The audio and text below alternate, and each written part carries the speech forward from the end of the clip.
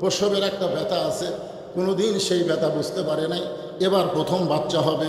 কোনোদিন বাচ্চা হয় নাই, প্রথম বাচ্চা হবে। এই প্রসবের ব্যথা যখন শুরু হয়ে গেল, মায়ের পায়ের তলে সন্তানের জান্নাত। মাকে একটু বোঝা দরকার, ধরে কোন কথা ঠিক কি নাই? কিন্তু মা পায়ের তলে সন্তানের জান্নাত এইটা না বুঝ হইয়া চিল্লি শুরু করে দিছে। প্রসবের ব্যথা যেই শুরু হয়েছে, মা চিল্লায় বলতেছে, জীবন দেব, বিষ খাবো, গলা দড়ি দেব, এই কষ্ট সহ্য করবার পারি না, এই জীবন আর আমি রাখবো না। মা যদি সন্তান নিতে চায়, জীবনে কোনোদিন সন্তান হয়নি, এবার প্রথমেই সন্তান হবে। আমার মা বোনেরা যারা পর্দার অন্তরে বসে আছে, আমি তাদেরকে বলবো, মা, আমাদের মায়েরা, আমাদের দাদিরা, আমাদের নানিরা কোনোদিন সিজার করে বাচ্চা নেয় নাই, তারা নর্মালে বাচ্চা নিয়েছে। জোরে কোন কথা ঠিক কিনা? কথা বলে।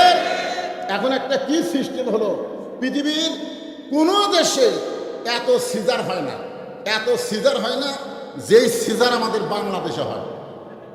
একটা ভ্যানওয়ালার বউ পর্যন্ত নর্মালি বাচ্চা লিবার চায় না, একটা ভ্যান চালায়, ও কয় সিজার। শোনেন, বাচ্চা হওয়ার, আমার মায়েরা যারা পর্দার অন্তর আছে, আজকে আমাদের সন্তানগুলো, অধিকাংশ সন্তান, ছোট ছোট বাচ্চারা এই নষ্ট হওয়ার পিছনে কারণ হলো সিজার। কারণ কি? সিজার। আমার মায়েদের বলতেছে, মা, প্রথম বাচ্চা হবে, আল্লাহ রাসূল কেন বললেন মায়ের পায়ের তলে জান্নাত? মায়ের পায়ের তলে জান্নাত, এ কথা বলার পিছনে কারণ আছে না নাই? কি কারণ? একটা সন্তানের জন্য মা বেশি করে না বাপ বেশি করে? মা কি করে? খালি 10 মাস 10 দিন পেটের মধ্যে থাকে, বার হওয়ার পর থেকেই বাপের দায়িত্ব। জোরে কথা কর না কেন ভাই? যা কিছু কেনা লাগবে কে? এই সন্তানকে লেখাপড়ার জন্য চিন্তা কে করে? বাপ করে না মা করে? লেখাপড়া, টাকা পয়সা যত খরচ সব কে করে? বাপ করে। আমি তো চিন্তা করি, একটা সন্তানকে শুধু 10 মাস 10 দিন পেটে থই আর 2.5 বছর দুধ পান করাই, এরপর আর মায়ের কোনো কষ্ট না, সমস্ত কষ্ট হলো বাপের কষ্ট। ধরে কথা কর না কেন? তারপরেও বাপের পায়ের তলে জান্নাত নয়, মায়ের পায়ের তলে জান্নাত। এটা কি বোঝা লাগবে না? এটা বোঝা লাগবে তো। কি বলবো প্রসবের কথা, মা বিনে সেই ব্যথা কেউ তো বুঝবে না।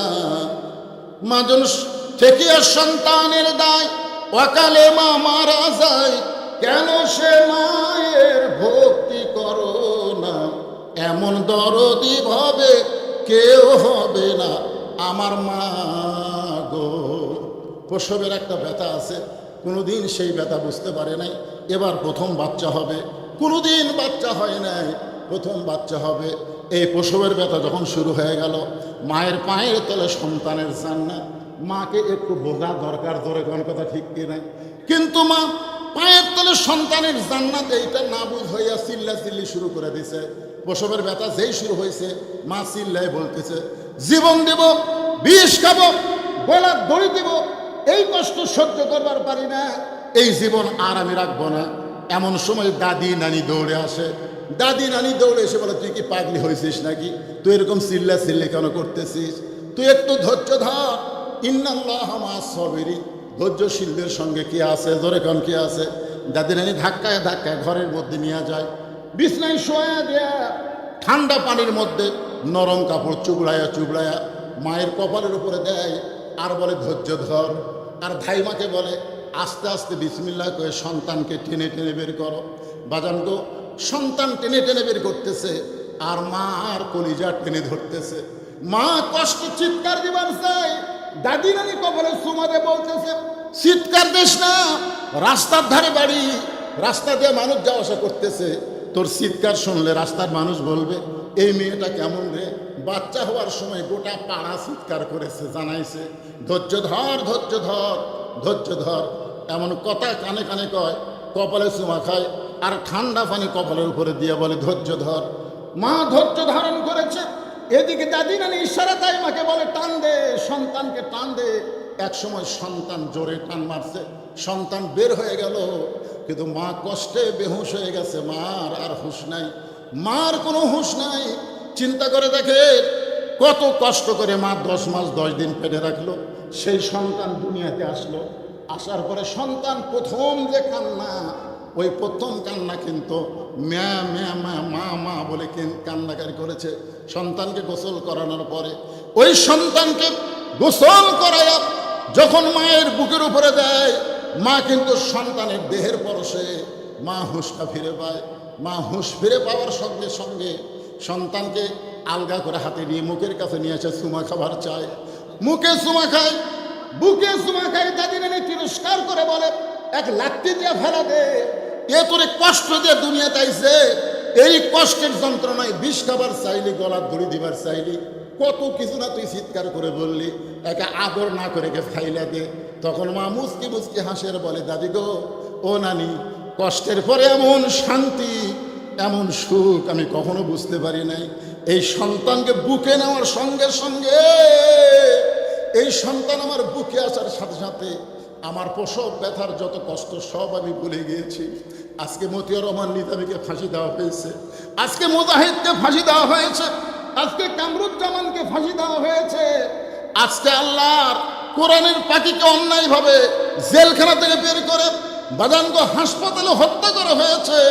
এই কোরআনের আন্দোলন করতে গিয়ে প্রসব বেদনার মতন কত ব্যথা বাংলাদেশের কোরআনের কর্মীরা পাইছে। তারা ঘরে থাকতে পারে নাই, তারা সব সময় বাইরে থাকছে।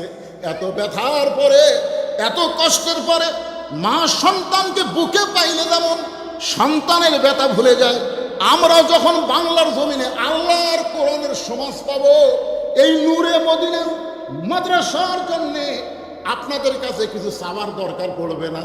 কারণ কোরআন যখন পার্লামেন্টে যাবে, আল্লাহ রাসূল বলেছেন, খায়রুকুম মান তাআল্লামাল কোরআনা, ওই ব্যক্তি হল সবচাইতে সম্মানী, সবচাইতে জ্ঞানী, যে আল্লাহর কোরআন শিখেছে এবং অপরকে কোরআনের শিক্ষা দেয়। এখন আপনারা বলেন, আমাদের অনেক কষ্ট, এই যে 17 বছর ধরে আমরা কোরআনের জনগণ পাইছি, কোরআনের পক্ষের মানুষ পাইছি, যদি কোরআন সংসদে একবার যায়, তাহলে মা যেমন সন্তান বুকে পাইয়া প্রসব ব্যথা ভুলে যায়, আমরা সব ব্যথা ভুলে যাব। ধরে বলেন ঠিক কিনা?